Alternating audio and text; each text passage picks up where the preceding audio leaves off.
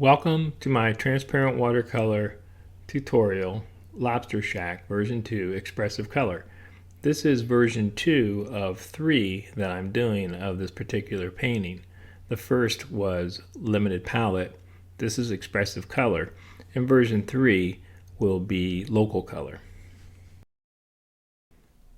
The photograph on the right is a reference and inspiration for this painting. You can see I had no intention of copying the photograph, but rather it was my intention to present my interpretation of this scene using expressive color. The painting on the right was version 1 of my painting Lobster Shack, and it was done with a limited palette focusing on value contrast. The painting on the left, version 2, also focuses on value contrast. However, I've introduced a variety of expressive color into the composition.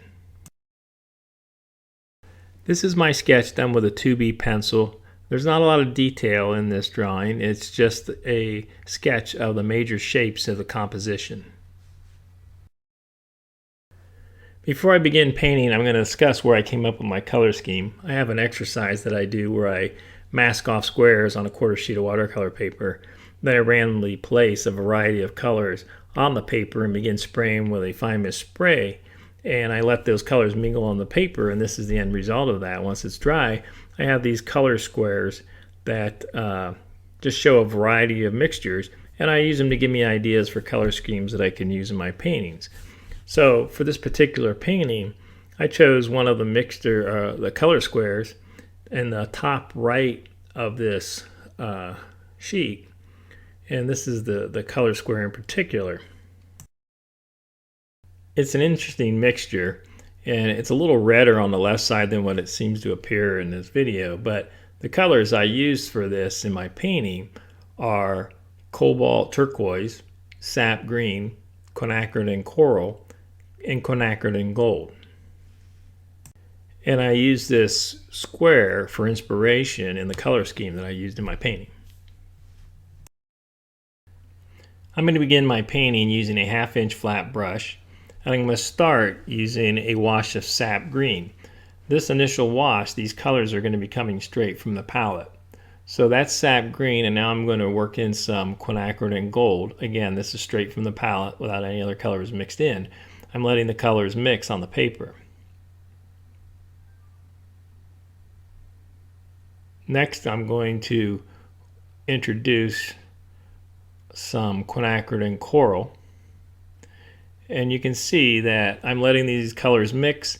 They're a similar value, and there's the cobalt turquoise. So those are the 4 colors that I'm working with in this painting. You can see how colorful it is. It's all pretty close to the same value at this point. I've inserted a video clip in the lower left-hand corner from my video of version 1 of Lobster Shack, Limited Palette.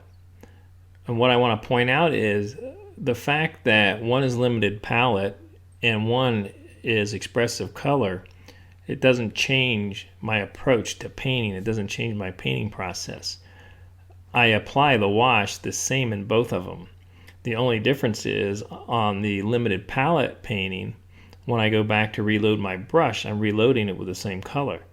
On my expressive color painting, when I go back to reload my brush, I might be changing my color. However, I come back in and introduce it into the bead of water just as I would if it were the same color. That doesn't change, so the application of paint doesn't change. A lot of times I think people, when they change color, they'll paint a square of a color, then they feel they have to start all over and do another square of color instead of handling it as one unified wash. I'll mention also the only way you can get these charged washes that have a nice transition of color from one end to the other is by working at an incline and using gravity. You can't do this with your board or your work surface laying flat.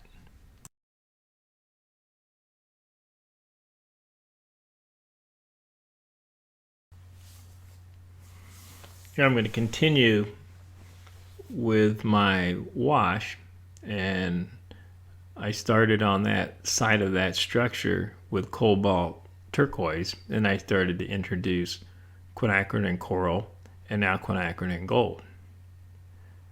Unfortunately, my version of quinacridone in gold is no longer available, but I still have several tubes, and it's a color I like, so I continue to use it.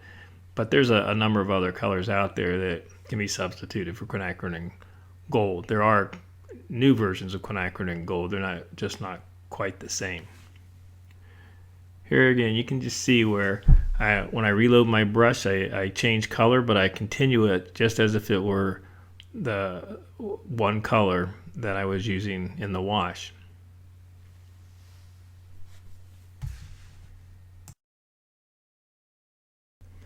One of the things that's going to occur as some of these colors mingle on the paper is that in some areas I'm going to get some neutrals. And in particular, the bottom right corner of that first building is almost a gray, where some of that quinacridone coral and sap green have come together and almost created a neutral. I think if you looked at this painting, a lot of people wouldn't believe that there were just 4 colors used. They might think that there were many more colors used in this, but this entire painting is being done with 4 colors. And as I work through my composition, I add the variety of colors as I go.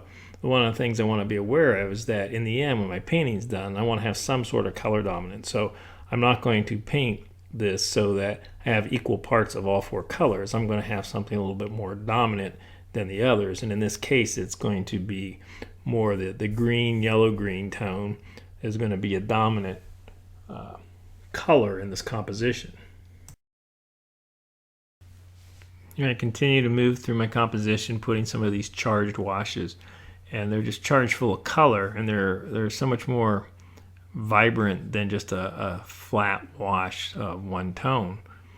And if you haven't done many paintings where you've let your paint or mingle in your wash like this and haven't done charged washes, it's something that's very easy to practice on scrap piece of paper. And I think you'll really like the result once you start to do this. And you can do this with earth tones. You can do this in a landscape. You can do this with anything on your palette. You can put a variety of color there and just charge your wash with color. If this approach is new to you, I do think it's easier if you're working with a composition that has fairly well-defined shapes and a well-defined value structure.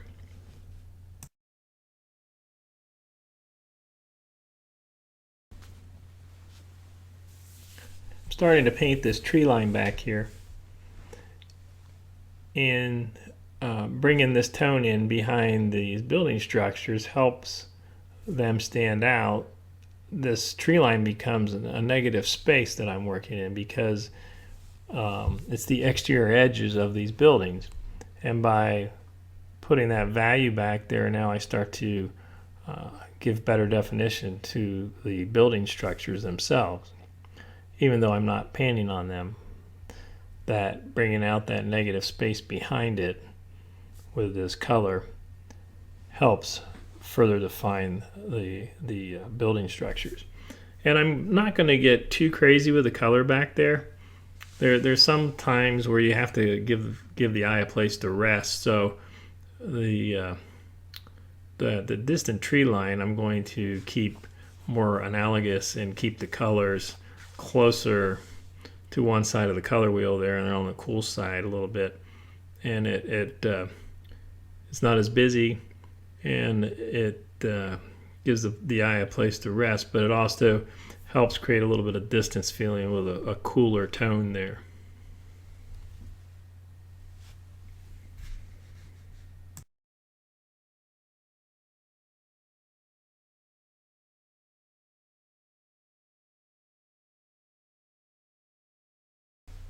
I'm going to apply some of this value to the shadowed side of this chimney and to the area where it's casting a shadow on the roof. So far, everything I've painted has been done with a 1/2 inch flat brush. Now I'm going to switch brushes and start working with darker values and some smaller shapes. I'm painting with this quill brush that I like to do my detail work with. And my value is a little darker right now, but it's still not by any means the darkest values that I'll have in my painting. And I'm getting this darker tone just by using more of the pigment, so I have less water in it. As I get further in my process and I want darker values, I'll start actually doing some mixing on my palette and to get some of the darker values.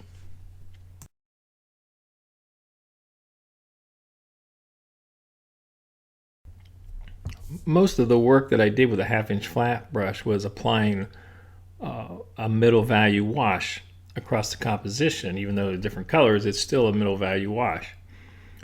And then I'm come in now with this quill brush, starting to do some detail work, starting to work smaller and starting to work with darker values. And that's the very same process I used in my previous painting in version 1 for the limited palette.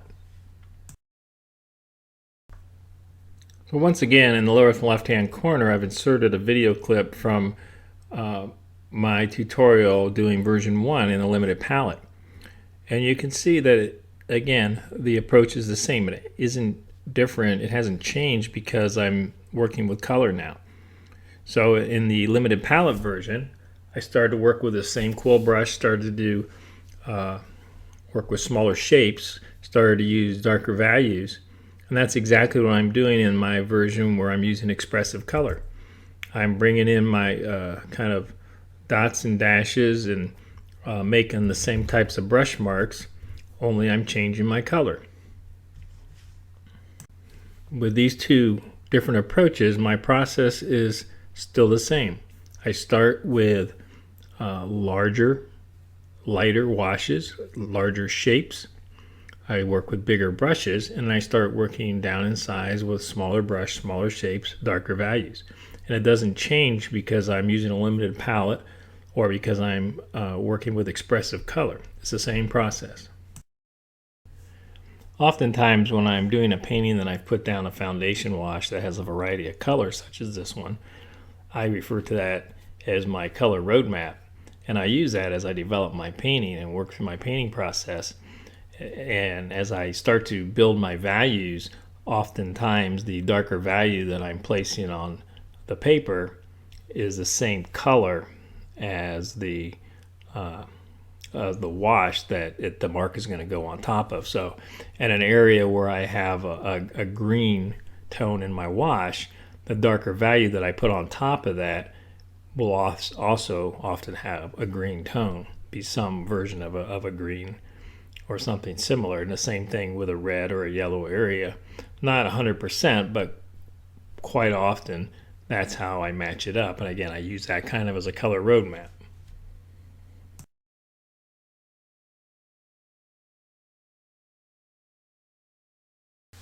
I mentioned that I hadn't gone as dark as I intended on my value scale, and now you can start to see that I'm bringing in a much darker tone with the brushwork that I'm doing now and the brush marks I'm making. And this is now a mixture of sap green and quinacridone and coral with a lot of pigment in it. So it gives me this nice dark green tone by mixing those two colors that are on opposite sides of the color wheel together. And it's still leaning towards green. And I'll also use that same mixture, sap green and quinacridone and coral, to make some dark red marks, but that mixture will have a higher percentage of quinacridone and coral in it, while what I'm using right now has a higher percentage of sap green. I'm going to take a quick break from the painting to go through the color mixtures because I know that's something people always ask about. So I'll start with sap green. I basically have 3 values of sap green. Pure pigment with quite a bit of water added, and pure pigment with less water added. And then the third value will be mixing it with quinacridone and coral, which will give me the darkest value, green. The next color is cobalt turquoise. And with cobalt turquoise, again, I have pure pigment with quite a bit of water added, and I have pure pigment with less water added. and more pigment. And those are really the two values that I'm working with cobalt turquoise. I'm not going to mix them to get a darker value. The next one is quinacridone gold. And the same with quinacridone gold. I'll use a watered down mixture for my lighter value and a heavier pigmentation mixture for a middle value. And then the last color that I use in this painting is quinacridone coral. And same is true with it. I use a watered down version of the pure pigment and then one with more pigmentation in it. And to get a darker version of it, I'll mix it with sap green. With the quinacridone gold, I'll mix it with a little bit of quinacridone coral to get a darker value. So here I'm taking the quinacridone coral and the sap green, and right now that mixture is leaning towards the red side, but it's a darker value red, and this is what I'll use for my darkest red. Now I'll take that same mixture and I'll add more green to it, and this will be my darkest value green. So I'm working with two colors on opposite sides of the color wheels, and that works to give me a color moving more towards neutral and darker value. So there's my dark red, there's my dark green, and I'll use those in conjunction with the pure pigment mixtures that I started with here. So here's the lighter sap green, a little bit more pigmentation, and then a dark value mixture. And then with quinacridone coral, I have my lighter mixture of quinacridone coral, more pigmentation, and my dark value mixture. Now I'll move over to quinacridone gold, and again I have my light value mixture and one with more pigmentation, and then I mix in a little quinacridone coral, and that gives me my darker value. Sometimes it's hard to see the difference between the pure pigment ones, but the one would have more water. That would be my light value. That would be my middle value. And then that mixture with quinacridone and coral would be my darker value gold tone. And now I'm back to painting. You can see where I'm using this dark value green, which is that mixture of sap green and quinacridone coral. And here I'm just making some brush marks on the edges of some of the building features here to help define them. And I like to make these brush marks, and I break up the linear shapes. Some are long, some are short, some are fatter than others. But the more of these marks I put down, the more the suggestion of detail comes forward, and it helps further define some of the larger shapes in the composition by putting some of these smaller dark valued marks in key areas.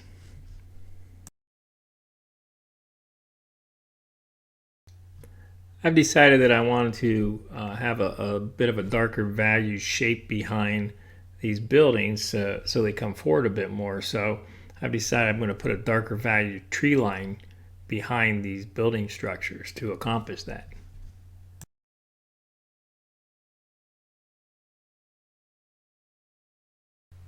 I'm going to take that dark value, I'm going to take it all the way down on the side of that building, and that will help define the edge of the building structure a little bit more.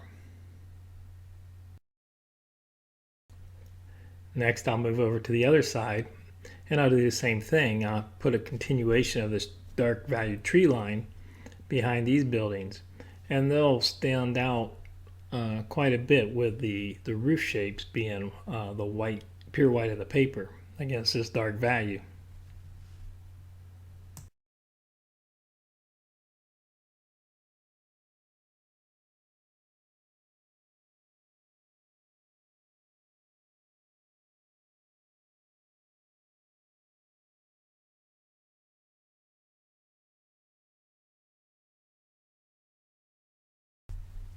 So far, most of my darker values have been with the dark valued green, Now I'm going to come in with a dark valued red, which is still a mixture of sap green and quinacridone and coral, but with a heavier percentage of quinacridone and coral in the mixture to lean it towards a red tone.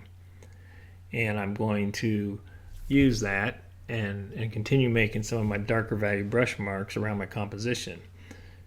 You can see that I put a little bit on the inside of this window to help give a little bit more clarity to it and make it stand out a bit more. I'll put it around edges. I'll touch the edge of roof lines with it.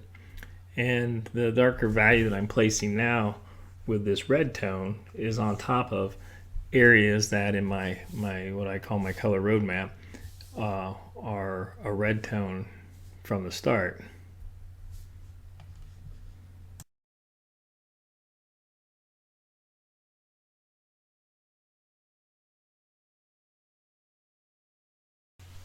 I'm going to put some of the darker tone in this window here on the side of this building to help give a little bit more definition. And I do mix up the colors sometimes throughout in my painting. It's not that I always put red on red and green on green. There are times when there'll be a green mark on top of a red, or red on green, or green on a gold. But a good percentage of them match up with the color of the wash which I initially put on the paper.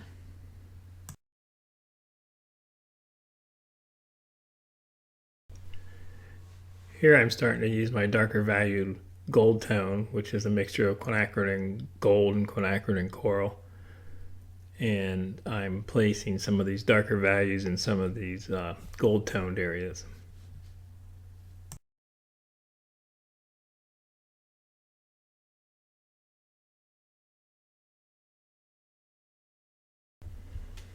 I try to move across my composition and develop the painting as a whole. That's just my approach. I know there's many people who start on one side and go to the other, and when they hit the other side, they're done. That's just another style, and there's nothing wrong with that. It's just this is the approach that I like to take.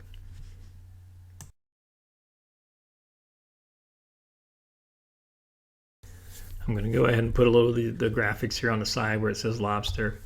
And I'm going to do it in the same manner that I've been accomplishing my painting so far. I'm going to break up the letters, and I'm going to switch the tone a little bit here part way through. So I'm not writing this in a manner that you can necessarily see that where it says Lobster in bold letters, but it's just a suggestion of graphics. But again, I do it in the style that I've been painting. I've reached a point where I want to remove my pencil marks, so I have a kneaded rubber eraser, and I'm going to go ahead and do that.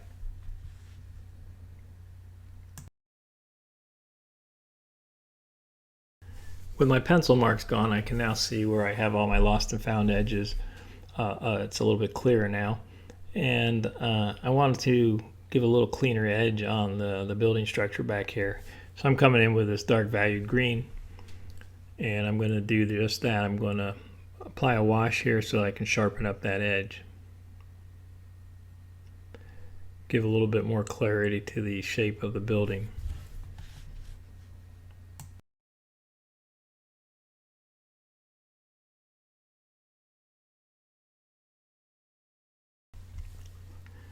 I want to clean some of these edges up here on this other building too. So I'm gonna bring that dark value, that tree line, a little farther down, so that it'll help me clean up the edge of this other building structure's roof.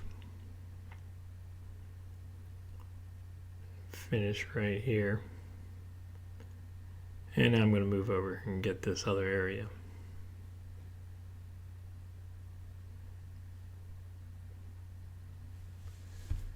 So applying a little bit more value behind that building to clean up that edge has done what I was after.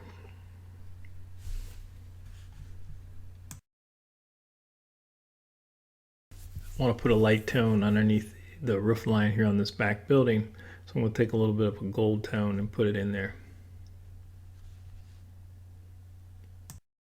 And I think that's about it. Now I'm going to get a white mat and put over this so I can get a good look at the painting without any of the tape or anything around it. And that's my version of Lobster Shack with expressive color.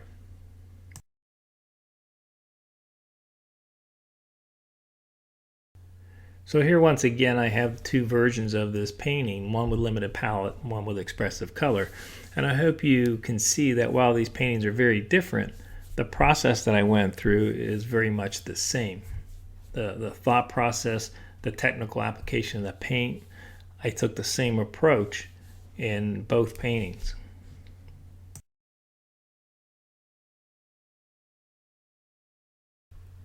I hope you've had a chance to check out Rick Sorwitz Watercolor friends and subscribers on Facebook. And if you have questions about my materials, you can go to the website and go to my studio page for rsorwitzart.com. And if you have specific questions, you can email me at contact@rsorwitzart@gmail.com. Thanks for watching.